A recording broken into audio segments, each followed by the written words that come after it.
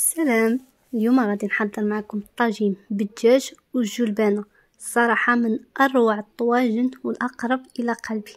كنتمنى تعجبكم الوصفه ديال اليوم. تبعوا معايا المقادير وطريقه التحضير. اول حاجه كنضيف الزيت النباتيه في الطاجين، وكنضيف واحد البصله صغيره قطعتها شنايف رقاق،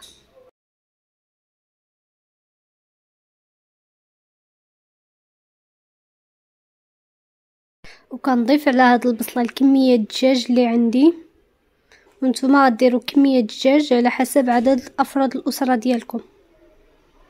هنا ضفت الدجاج ديالي، غادي نضيف عليه التوابل.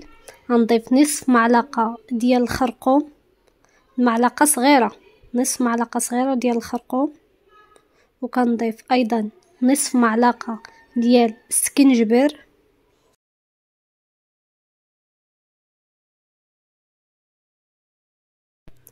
وراس معلقه ديال الفلفل الاسود،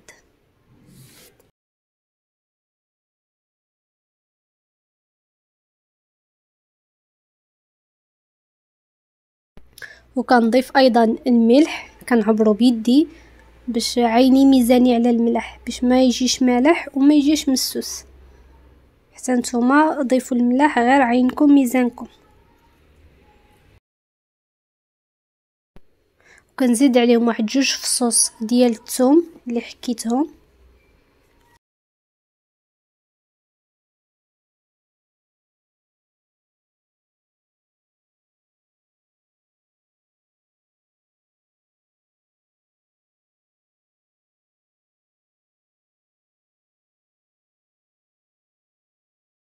واحد شويه ديال السمن، يمكن لكم تستغنوا عليها اذا ما كتبغيوهاش. ودابا غادي نضيف تقريبا معلقه ديال الربيع، معلقه مخلطه بين القزبر والمعدنوس، وكندير الطاجين ديالي فوق النار اللي تكون مهيله حتى كتبدا تشحر ليا ديك البصله والدجاج. هنا نتوما كتشوفوا الطاجين ديالي بدا كيغلي، كنبقى نقلب ديك الدجاج باش كيتشحر ليا من 2 جوايه وكيخرج ديك الماء اللي فيه. دابا غادي نضيف الجلبانه ديالي، وايضا واحد الجزره اللي مقطعه، حيت الجلبانه مع الجزر كيجيو هائلين. كنضيف ايضا واحد الحبه ديال الطماطم اللي حكيتها،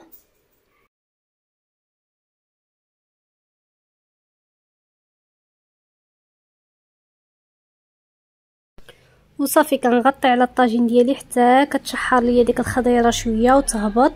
هانتوما كتشوفوا بدات كتغلي. في هذا الاثناء يكون عندي الماء كيغلي، الماء اللي غادي نسقي به الطاجين. الطاجين ضروري خصو الماء باش الخضره كطيب. كتعرفوا الجلبانه راه ما كطيبش بسرعه، ضروري خصو الماء غليان باش طيب على خاطرها. هانتوما كتشوفوا كيفاش تشحرت لي. هنا كان عندي الماء كيغلي، صافي غادي نجيب ديك الماء الغليان ديالي وغادي نضيفه فوق الطاجين ونرجع نغطي عليه باش يطيب على خاطرو.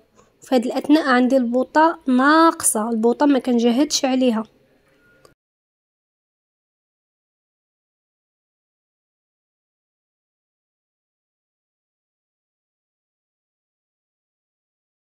وهنا من بعد ما طاب ليا الطاجين ديالي وشرب ليا ديك الماء، الصراحه كيجي معلك ولذيذ بزاف ما تشبعوش منه. يمكن لكم تضيفوا عليه شويه ديال الفريت مقلي من الفوق، انا كيعجبني ضيفته، وانتم كيبقى لكم الاختيار. كنتمنى تكون عجبتكم الوصفه ديال اليوم. بالصحه والراحه.